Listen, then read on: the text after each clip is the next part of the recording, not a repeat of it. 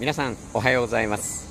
次は森の森良二です。7月の29日、今日の良二が行くはですね、こちらじゃーん、工業団地の中にあります、こちら見えますかね、倫理法人会のモーニングセミナーお邪魔いたしました。今日はですね、会員スピーチということで、最近取り組んでいる介護職員初任者研修の介護についてスピーチをさせていただきました。